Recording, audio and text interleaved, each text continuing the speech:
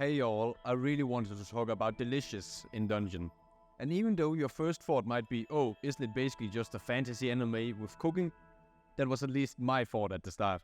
But no, it is so much more. And I think it is so much more, especially with how it portrays nature, which is just one aspect of the series. So yeah, let's dive deep into the story.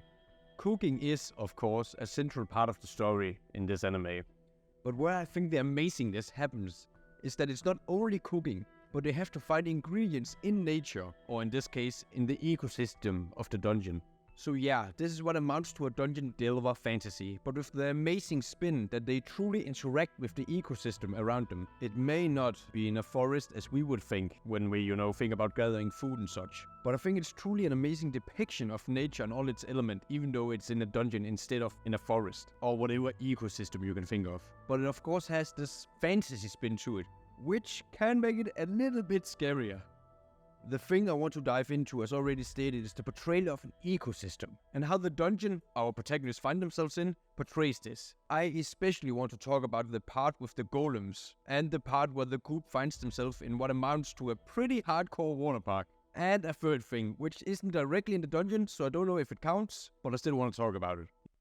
You might not think that a giant mound of angry dirt has anything to do with our world, but I think it shows us something special. Though I don't know how mutual the relationship actually is, since I don't know if the golems have actually consented to this. On the one hand, Senshi gets to plant and harvest vegetables from the golems. On the other hand, the roots from the plants help stabilize the golems and hold them together. But this is only one aspect to the whole golem situation. As Senshi explains, the reasons the golems are so important is that they stop stronger monsters from venturing up to the upper levels and causing mayhem or destroying the ecosystem for the lesser monsters residing there. This is a parallel to our own world and how everything hangs in the balance. Nature is not just a bunch of separate puzzle pieces, but part of a whole where if you change one thing, it will impact this whole ecosystem.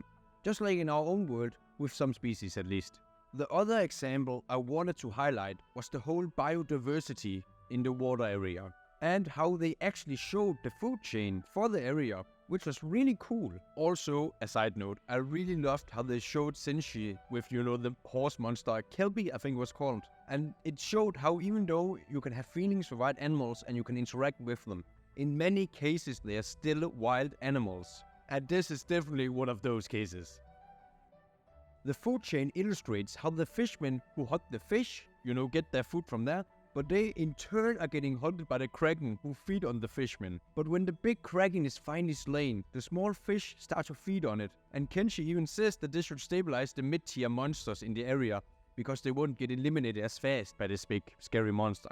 It's basically the same as my earlier point, but I think it's just so cool that even though this is all fantasy monsters, they show how an ecosystem works and how so many parts work together in a way.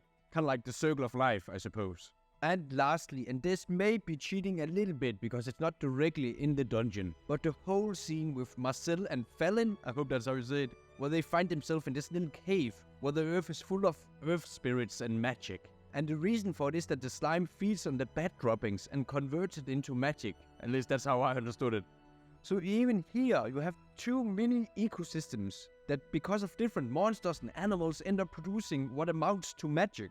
And different resources kinda get incorporated and reproduced and changes in dynamic with the different animals and nature. And that's just cool and awesome that they actually show this in the series.